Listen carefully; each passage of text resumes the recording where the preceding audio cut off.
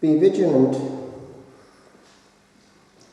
The Son of Man comes at a time you least expect. The memorial in the old calendar today is that of St. Dominic, but in the present calendar it's the Curé Vase. For some reason they've been swapped round, but they are both very similar and yet different in charism.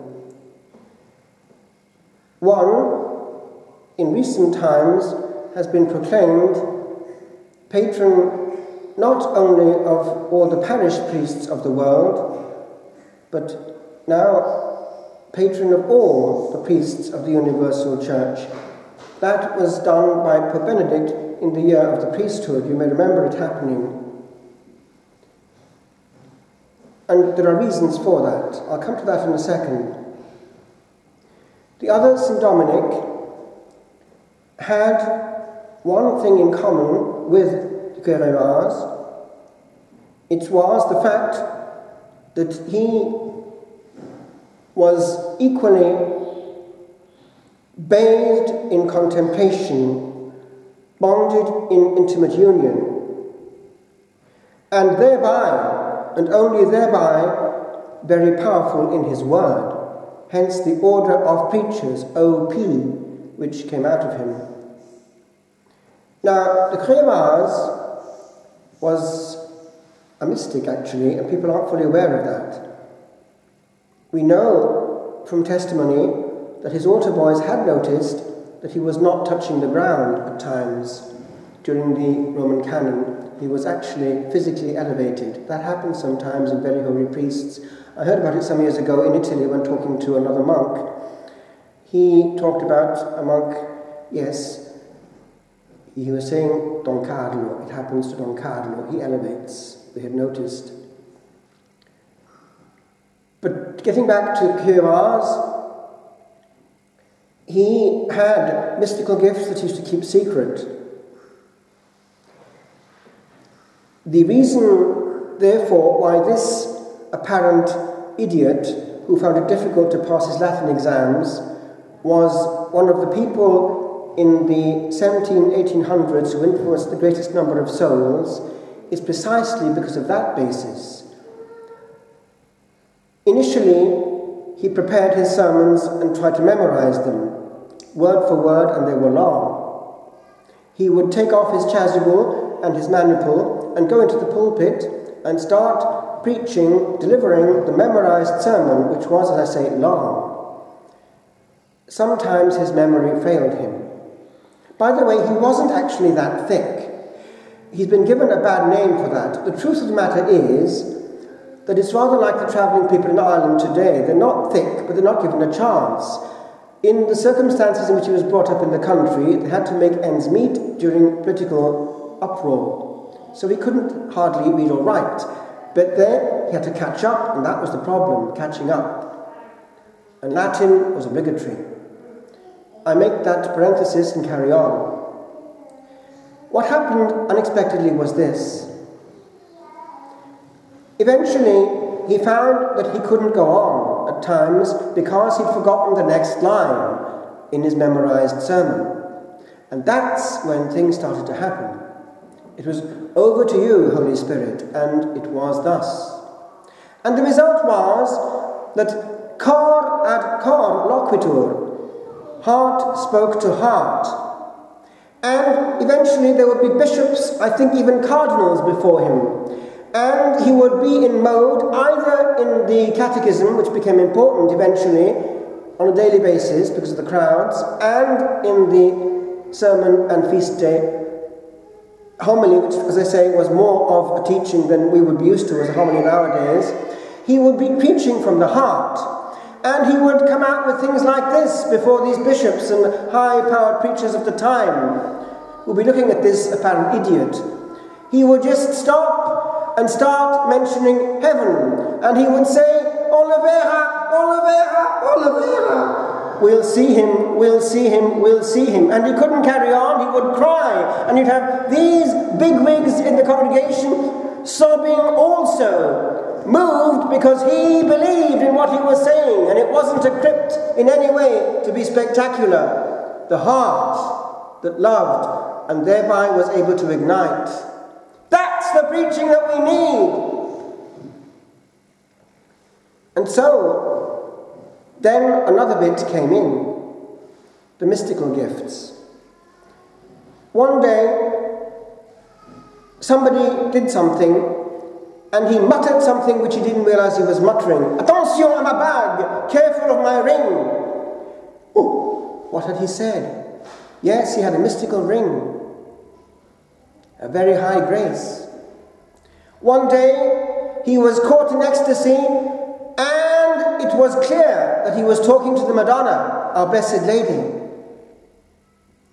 He was, as I say, in the eyes of some, so heavenly minded that it was no earthly use. E.g., he needed to light a fire suddenly and took what he found straight away, its envelope, and somebody came in asking where the envelope was, and the conclusion was, on a fait des cendres bien chères aujourd'hui. We did some cinders that were very expensive today. He burnt notes of money. And all he replied was, c'est moins grave qu'un péché venial. It's less grave than a venial sin, and was not in the least bit ruffled, because there was no deliberate sin involved, and God would provide anyway. And by the way, he did provide. You know the multiplication of food in La Providence. It was this building he had next to him to nourish these orphans and things, and food would multiply there when there was nothing being provided. Do you know also, and this is why his preaching was also so powerful, he knew things while he was preaching. For instance, he was holding forth from the pulpit one day about keeping the Sunday. And he mentioned bit by bit what it implied. And apparently what happened before him was, at that point, a couple of people left church because they had to get the carriage back to their home at a distance. And he knew, through intuition, what was going on, and he corrected them from the pulpit. Another time, he was giving Holy Communion at the altar rails, and going from one to the other, and by the way, in those days, they had to be prepared with confession each time. And he came to this young lassie, and didn't give her Holy Communion. He whispered in her ear, "You have not said your morning prayers." She was the only one who heard it, but she heard it and got the message. In other words, there was no shortcut to meeting the King of Glory. What happened was that she had to get in the carriage very early, and all in a hurry she got to the church. But she hadn't prepared her heart. It was all ruffled with hustle and bustle. Remember that bit next time you're in a hurry. Our God is met calmly. And then, like near us in time, Padre Pio, of course, he knew things. He knew things full well in the box. And one time he was asked, "How do you know it? How do you know that bit?" "Je l'ai su." I knew it. In other words, he never explained, but he knew it. And he knew the future. One time, somebody came to him keen on being a priest, fully keen on being a priest. And the Curé Vaz closed his eyes for a moment, and he could see the future. And he said, "Mariez-vous!" Get married. What? "Mariez-vous!"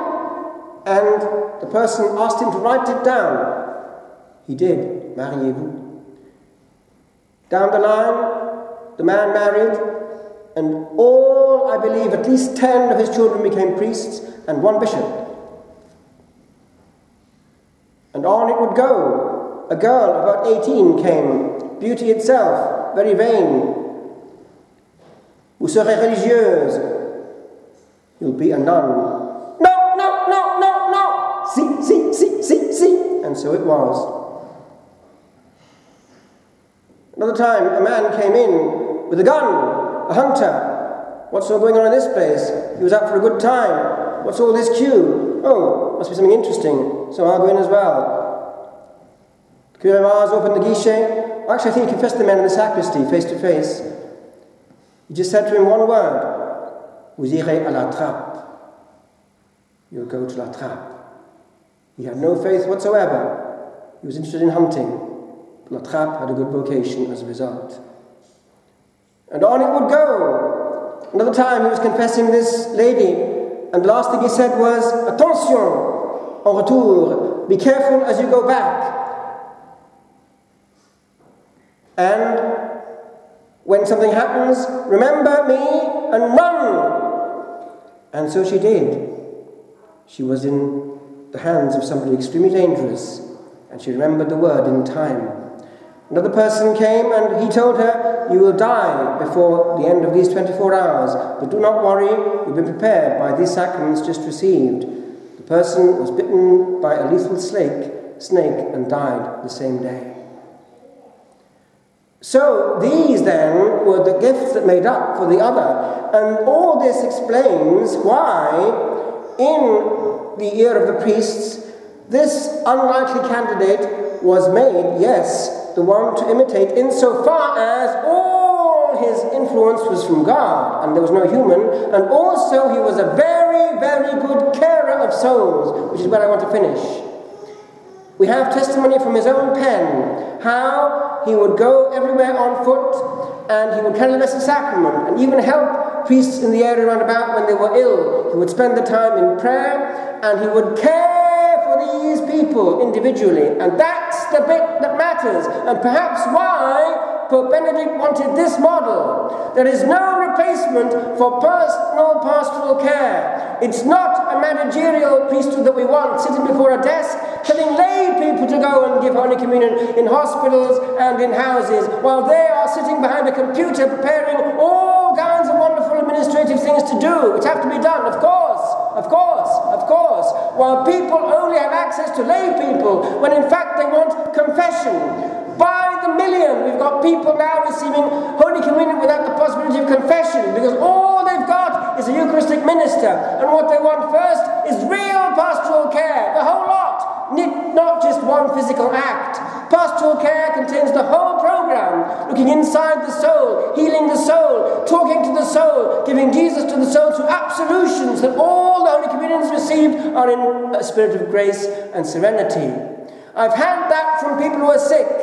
I've been obliged to receive Holy Communion without confession when I wanted confession. In Italy especially, they're aware of the issue, and they can't. There's no priest coming, only lay people. Let's get back, my friends, to what once was called the problem of pastoral life today. It was the Archbishop of Canterbury or somebody of that nature saying, the problem with the Anglican Church is it's got foot and mouth disease. It can't visit and it can't preach. Well, we must take that also from the life of the saints. Preaching and visiting, they're the truly priestly roles, and nothing can take their place.